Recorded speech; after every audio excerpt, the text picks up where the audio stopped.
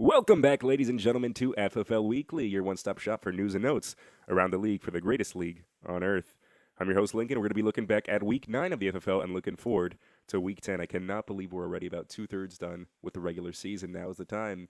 If you're in that bubble, you got to start racking together some dubs to secure a spot in the FFL playoffs. Let's start off looking at Week 9 with America's Game of the Week. Now, this one was nice because, as I said last week, whoever wins this game, whoever loses this game, both teams will still be in the playoffs and still be above 500. So, at the end of the day, King Nick beats Kermit the Frog 143 to 128, and he takes sole position of second place, 7-2. A very dominant record. And just you wait till next week where he gets to put that record on test. But if you're going to talk about this matchup against the Frogs, there is only one name you need to be talking about, and that name is Joe Mixon. Jesus Christ, this dude had 211 total yards and 5 touchdowns. That is ridiculous. The highest scoring performance for the season for anybody, 55.1. That was ridiculous. King Nick had Devontae Smith scoring 4.2 and Adam Thielen scoring only 9.7. Lamar scoring under 20, and he still got 143 points. That just is a testament to how dominant Joe Mixon was this past Sunday.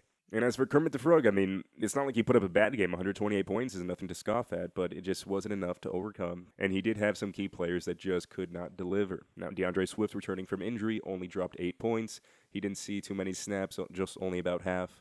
And that game against Green Bay was a shit show. So he didn't get much done. Also, Kyle Pitts, after having a few good games, he's back down and not looking that great. Only 4.7. 2 catches on 7 targets for only 27 yards. That is definitely frustrating. And aside from that, Antonio Gibson in the flex spot, he also could not reach double digits.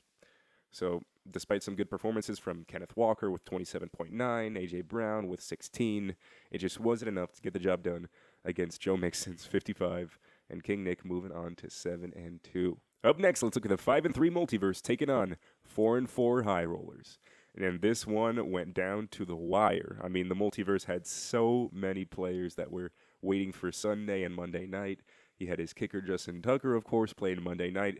But that Sunday night game, Titans versus Chiefs, just had about the majority of his team. He had Mahomes. He had Derrick Henry. He had the other running back on the Tennessee. I don't know his fucking name. I think it's Dontrell Hilliard. There we go. He had Gabe Davis, Travis Kelce, Juju Smith-Schuster. The whole fucking team was playing this Sunday night game.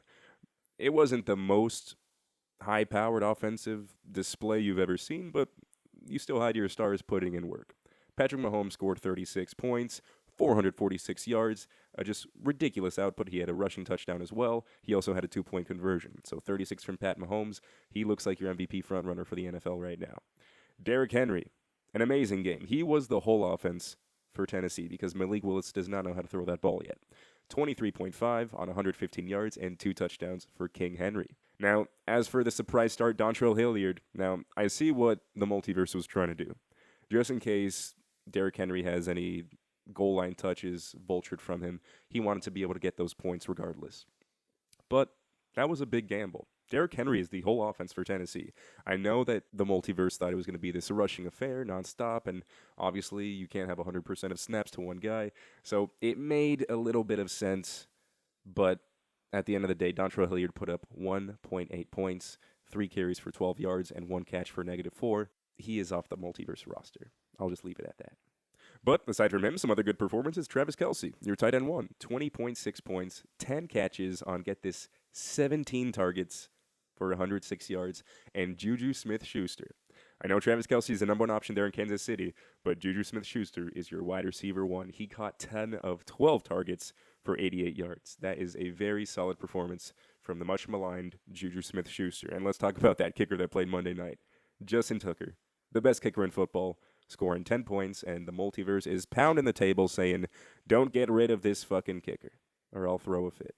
Now, something that's very sad to see, speaking of the multiverse, is the Dolphins' defense, although putting up a decent 6 points, are off the multiverse roster. Now, that is very, very heartbreaking because this is the number 1 Dolphins fan, maybe in the world, and he cannot deal with that pile of trash. Now, as for the high rollers, they had some decent performances from some people, but the only guy who really stole the show was Davante Adams. Now, when we were playing in the 1 o'clock window, when we were at halftime around there, I'm thinking, damn, I feel bad for the multiverse because Devontae Adams right now has like 29 points. He had both his touchdowns in the first half, so this dude was going crazy. He ended up with 36.6, but sadly he was really the only player on the high rollers who really hit that upper echelon. Aside from that, he had some decent performances. There was TJ Hawkinson, his first game with Minnesota, an impressive 9 catches on 9 targets, 70 yards, and also Chris Olave, 13.1 points. But aside from the kicker and defense, who also each scored 11, he didn't have too many great performances. Now, his running backs just couldn't get it done. Aaron Jones got hurt, and Devin Singletary also couldn't hit double digits. Together, they just had 8.8 and 6.5. That's not enough to get it done. And Amon-Ra St. Brown also had a underwhelming performance, only 4 catches on 9 targets for 55 yards, so he also could not hit double digits. And then, most of all, the quarterback, Justin Herbert, you're expecting about 25 from him, some nice numbers up in the mid-20s. He only had 14 this week, and that just wasn't enough to get it done. This one ended up being a close game, so if he had a better game, it would have put Sizzle over the edge. Sadly, that could not happen, so the multiverse moves on to 6-3, and the high rollers fall to 4-5. Up next, let's talk about the number 1 team in fantasy football right now, Bangers and Mash. They move on to 8-1 with a 142-124 victory over the Hogs. Unfortunately, the Hogs fall to 3-6, and they need to string these dubs together to hit the playoffs. They're right there on that playoff bubble that I was talking about earlier, and unfortunately, they had a decent game. 124 is not a bad output. It just wasn't enough to get it done against this high-powered Bangers and Mash squad. Going down the team, Kyler Murray had a pretty good game, 23 points. With the Arizona Cardinals, it's always going to be like 5 minutes of looking like they're a great team, and then 5 minutes of looking like they're going to score 0 points for the rest of the season. So he had his ups and downs, peaks and valleys, but at the end of the game, he did have 2 touchdowns. He did have 60 yards rushing, so 23 points, nothing to complain about. But scoring even more than him is your RB1 on the year. Now, this guy only had 71 total yards from scrimmage, but he put up 24.1 points. This is Austin Eckler, and it's because he scores 2 touchdowns, and he catches 7 of 8 targets. This dude is going to get like 150 catches on the season, and I know everyone's going to be pissed, but I'm here for it. Alvin Kamara had a pretty pedestrian game. He could not hit double digits, but the wide receivers took over this week not for the multiverse. It's just so fun to say that. For Bangers and Mash, Tyreek Hill, 27.3, and Cooper Kupp, 26.8. Ladies and gentlemen, your wide receivers 1 and 2 on the season. Now, as for the Hogs, there were some really good performances, and this is very inspiring. I mean, the young guys really got it done. Starting off, nobody else to talk about but Travis Etienne. Now, ever since James Robinson has exited the backfield for Jacksonville, this has been the Travis show, and oh boy, am I here for it. This dude had 26.6 points on 109 yards rushing and 2 rushing touchdowns. He's not even getting the receiving work you'd expect. You see Travis Etienne with 26.6, you think, okay, he had like 7 catches for 60 yards. No, he had 2 catches for 17 yards. He is still getting work.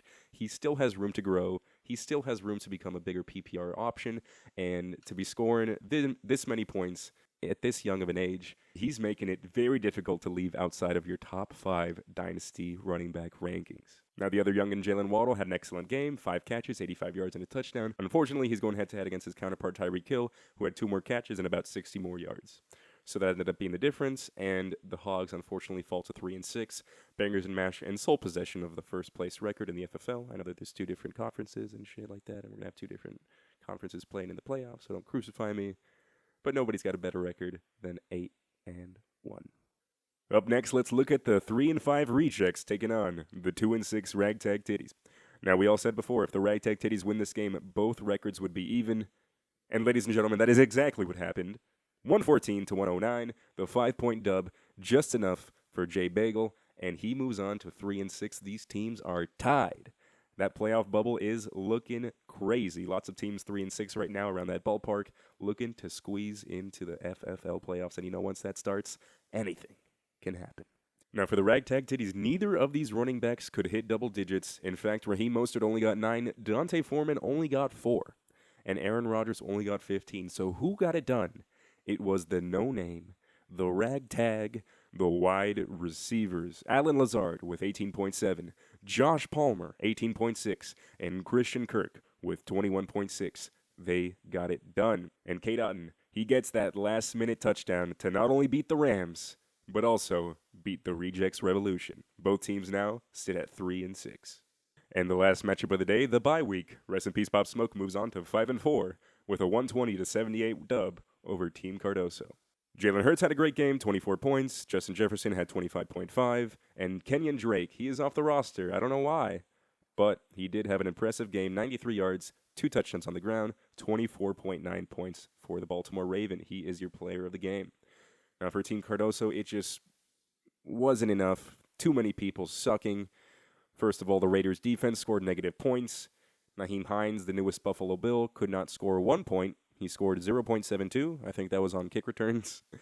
Jesus Christ. Evan Ingram only had 1 catch on 2 targets for 8 yards, only dropping 1.8. And RB1, David Montgomery, could only muster 5.4. That was not pretty. Team Cardoso was projected 100 points, and they could only get 78. So they're underwhelming everyone, including the sleeper projections. They are sitting at 1-8, the inverse of the team that they played in last year's championship. But no worries, this is all part of the calculations. And ladies and gentlemen, that's going to do it for Week 9. We're moving on to Week 10 of the FFL. FFL, Week 10. Now, looking at the matchups, there is nowhere else to go. This is America's Game of the Week. Bangers and Mash at 8-1, taking on King Nick at 7-2. Oh boy, what a matchup this is going to be. Sadly, this is the week that King Nick has all his players on bye, so it's not actually going to be as enticing of a matchup as it seems. The projection here is 162 to 96 bangers, so not looking great. There's also 80% of the fans at home thinking bangers is going to get it done. You got Lamar Jackson on bye. You've also got the guy who just scored the most FFL points on the season, Joe Mixon, on a bye. So in his place, it's going to be Tua Tagovailoa at the helm, and that is no shabby start. He is QB 11 despite missing 3 games, and you've also got Melvin Gordon subbing in for Joe Mixon. Looking at this matchup, it is still America's Game of the Week, so there still are a lot of primetime performances. You got Devontae Smith Monday night against the Commanders, and on the other side of the ball, you've got Christian McCaffrey and Austin Eckler going head-to-head when the Chargers take on the San Francisco 49ers on Sunday Night Football. I cannot wait. Going down the line, let's take a look at 2 teams coming off losses that are looking to turn it around and make the playoffs. The 4-5 High Rollers taking on the 3-6 Hogs. This one's projected to be a Hogs victory, 130 to 116. They are your 14-point favorites. And they surely have some primetime performances. In fact, it's going to be Sunday morning, waking up in Germany, Chris Godwin taking on the Seattle Seahawks at 9:30 a.m. And Monday Night Football, it's going to be Miles Sanders against the Washington Commanders. And as for the High Rollers, he's got his kicker, Ryan Suckup, playing in Munich on Sunday morning. And he's got his quarterback, Justin Herbert, at the helm, playing Sunday Night Football against those San Francisco 49ers. So this one a pivotal matchup. If the Hogs win, both teams are 4-6. And if the High Rollers win, they're 500, kicking the Hogs down to 3-7. So this one is enticing. All eyes on this matchup. Scrolling down, we're looking at the Multiverse, 6-3. Taking on the 3-6 Rejects Revolution. Now, these teams are headed in opposite directions. Just 3 weeks ago, both teams were 3-3. But since then, it's been 3 straight dubs for the Multiverse and 3 straight L's for the Rejects in heartbreaking fashion. Nonetheless, and the Multiverse is projected to win this game by 16 points, 137 to 121. But the Rejects Revolution is hungry, and they are not going to go down without a fight. Now, the big storyline for this game, all eyes on Josh Allen. He is your number 1 overall fantasy scorer on the year, and he is currently missing practice with an elbow injury. We're going to see if he's able to suit up this Sunday, but if not, that is a major blow to the Rejects Revolution. Now, the Multiverse sadly does not have any primetime performances, but Ben does have 2. You've got Tyler Lockett playing in Munich on Sunday morning against those Buccaneers, and you have got Dallas Goedert on Monday night. Oh, what is this? There is a third opponent who's appeared. DJ Moore on Thursday night taking on the Atlanta Falcons. So in just a few hours, feast your eyes on some PJ Walker and DJ Moore action. Or maybe it's going to be Baker Mayfield. I have no clue what they're doing at quarterback in Carolina. I don't know if they're tanking or not, whatever. I don't know what the fuck's happening. Regardless, DJ Moore gets a start, and this is a very important game. The Rejects looking to turn around their season, and the Multiverse, they're trying to get that bye. They're trying to move on to 7-3, and they're going to fight tooth and nail to make it happen. Up next, 5-4, Rest in Peace Pop Smoke, taking on 3-6 Ragtag Titties. Both teams coming off a dub here, and Ragtag Titties is projected to take the L. They're projected actually to lose by 40 points, a clean 40 points, and this one's not projected to be close, but he's going to sure put up a fight with his Ragtag members, because he's got Geno Smith playing Sunday morning in Germany, taking on a very tough Tampa Bay Buccaneers defense. Technically, it's a road game, but for both teams, it's a fucking road game. They're in Europe. And then both running backs going head-to-head as Dante Foreman and the Carolina Panthers take on Cordero Patterson and the Atlanta Falcons this Thursday night. You've also got Debo Samuel playing Sunday Night Football against the Los Angeles Chargers, so the Ragtag Titties is sure getting that primetime spotlight this week against a formidable opponent. Rest in peace, Pop Smoke. Now, rest in peace, Pop Smoke also got some primetime performances. You've got their Buccaneers defense playing Sunday morning at Seattle. I don't know about that one. Geno Smith is quite having a good year. You've also got the man at the helm, Jalen Hurts, Monday Night Football against the Commanders. That has got to feel good to have your quarterback, who's been playing so great, saved for Monday Night Football. So if you get a close game, you can feel good about this one. And then aside from that, you've also got George Kittle getting the Sunday Night Football start against the Los Angeles Chargers. So a lot of primetime performances that are going to impact this game. All eyes on Rest in Peace Pop Smoke versus the Ragtag Titties. And your final matchup of the week, it is 5-4 Kermit the Frog taking on 1-8 Team Cardoso. Now, all things considered, the projections for this one are actually pretty tight. It's only projected to be a 113-98 victory for Kermit the Frog. Now, a big cause for this is Joe Burrow and T. Higgins both being on bye. So he's going to have to start Trevor Lawrence, and in the flex, he's going to have Antonio Gibson. But say what you will about this matchup, there are still plenty of primetime performances to watch. For Kermit the Frog, Kenneth Walker getting that Sunday morning start against the Tampa Bay Buccaneers. He is your Offensive Rookie of the Year so far if the season ended today. And also in that matchup is DK Metcalf. So Team Cardoso definitely hoping that Tampa Bay gets out to an early lead, and then Seahawks are forced to play catch-up, and Kenneth Walker is phased out of the game a little bit, and they start throwing the ball a little bit more to DK Metcalf. Now, plenty of other players playing primetime football. You got Brandon Ayuk on Sunday Night Football taking on the Chargers for Team Cardoso. You got Kyle Pitts and Young Wei Koo both starting tonight for Kermit the Frog, and you've also got A.J. Brown on Monday night, as well as Antonio Gibson going head-to-head. So this one is definitely going to be interesting. Remember, there are no free wins in the FFL. You really got to put your stamp on it to make a name for yourself. And speaking of putting a stamp on it, that's going to do it for FFL Weekly this week. Thank you, everyone, for tuning in. Have a great football weekend. Enjoy your day. Thanks for tuning in, and I'll see you next week on FFL Weekly.